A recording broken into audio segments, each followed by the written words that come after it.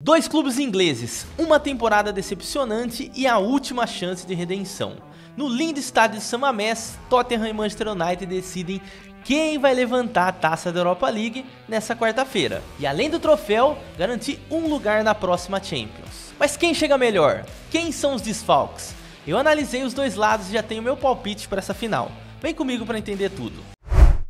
Vamos começar com o histórico de confronto dessas duas equipes, que obviamente é bem rico por serem duas equipes inglesas. Aliás, fica aí uma curiosidade, essa não é a única final inglesa que a gente teve de Liga Europa. 18, 19 a gente teve Chelsea e Arsenal decidindo, vitória do Chelsea por 4-1, tá? E óbvio, no contexto histórico, o Manchester United leva vantagem nos mais de 200 jogos, vencendo 95 deles contra 57 derrotas. Porém, se a gente analisar um pouco mais a fundo os números recentes, aí o Tottenham leva vantagem. Inclusive, nessa temporada 24-25, não perdeu nenhuma das 3 vezes que enfrentou o Manchester United. 2 pela Premier League, tá? Aqui 1-0 dentro de casa e 3-0 fora de casa. E uma pela Carabao Cup, pelas quartas de finais. Então, tem um jejumzinho aí de 6 partidas que o Tottenham não perde para o United. Será que ele vai ser quebrado numa final? Vamos ter que aguardar para saber, depois eu vou dar minha opinião depois que a gente analisar.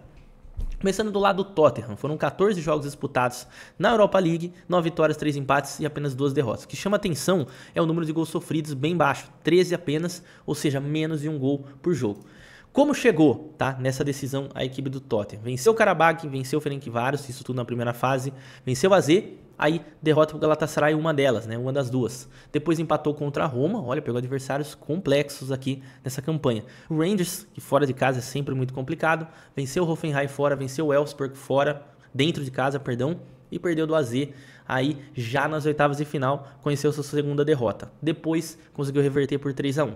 Nas quartas pegou o Frankfurt também, inclusive o Frankfurt que classificou para a próxima Champions League, hein? Time complicado, 1-1 dentro de casa na Inglaterra, 1-0 fora de casa. Depois enfrentou o Bodo Glimt 3-1 e 2-0 para chegar nessa decisão. Aliás, achei que ia sofrer um pouco mais contra o Bodo Glimt, que é um time bem chato, mas isso acabou não acontecendo. Os do Manchester United da partida agora, 9 vitórias, 5 empates e nenhuma derrota. O único time invicto da competição e também o melhor ataque, tá? 35 gols marcados, lembrando que o Manchester United levou muito a sério a competição, tá? Colocou o time titular praticamente todo o período aí da Europa League. Jogos, como que chegou aqui? Empatou contra o Twente, empatou contra o Porto, tá? Que adversário complicado. O Fenerbahçe, aliás, o Fenerbahçe de José Mourinho, o Manchester pode ser bicampeão se vencer o Tottenham agora, né? Venceu em 16-17, né, com o José Mourinho, e foi a única vez que a equipe conquistou a Europa League, até porque joga a Champions League na maioria das vezes, pelo menos jogava, né, quando o Manchester United tava voando aí.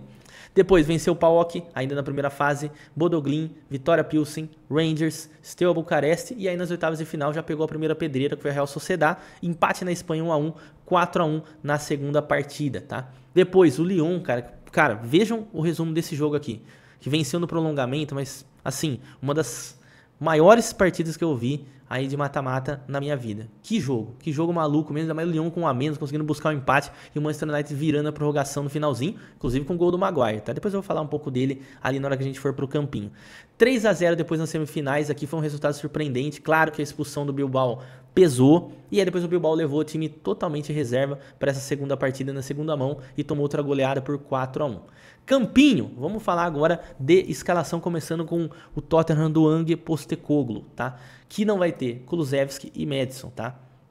E aí vai ter o seu 4-3-3 ou 4-2-3-1, né? Por caso vocês julguem assim, mas para mim é um 4-3-3 com o Vicario no gol, Vic Van de Ven, tá? Romero, Pedro Porro e Destiny Udogie.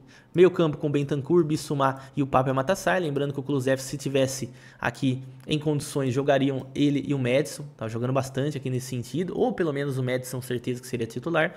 E lá no ataque, Heung-min Son, Dominique Solanke e Brennan Johnson. Opções, lembrando que o Son acabou de retornar de lesão na derrota para o Aston Villa pela Premier League. Então pode ser que ele não tenha condições de jogar 90 minutos e pode iniciar ali no banco de reserva. Se ele não iniciar, a gente tem como opção, na verdade, o Tottenham, o Richarlison e o Matt Stell, tá? Na minha opinião, acho que pensando em característica, né, de jogo, o Matt Stell faz mais sentido, tá? Mas também não é um jogador que tá assim com tanta moral assim, nem ele nem o Richarlison, para falar a verdade.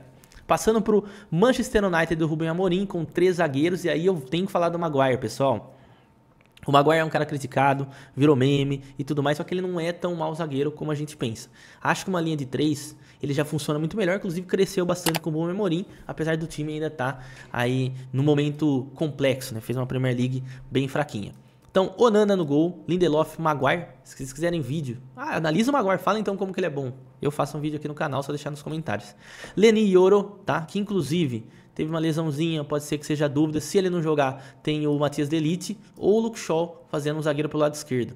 Dorgu e Mazraoui nas alas, Casemiro e Ugarte. O Ugarte inclusive ganhou bastante espaço com a chegada do Ruben Amorim, lembrando que os dois jogaram juntos, né? Vamos falar dessa forma lá no Sporting. E Garnacho, Fernandes e o Højlund. Possíveis mudanças nesse time. O Mason Mount começou bem. Pode ser que, se ele quiser um meio-campista, mais meio-campista, o Garnacho senta. Outro que pode roubar o posto do Garnacho, o Diallo, tá? Que é um jogador aí que sempre quando entra, sempre quando joga, faz gol.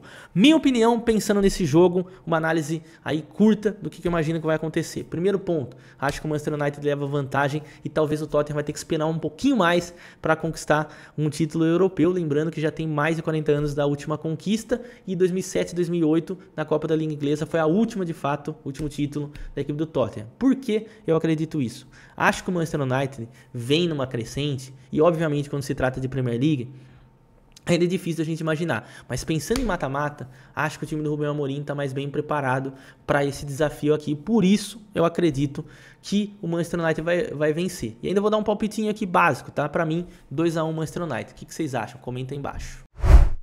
Fato é que essa final vale dobrado, porque tanto o Tottenham quanto o United fizeram um campeonato nacional para esquecer.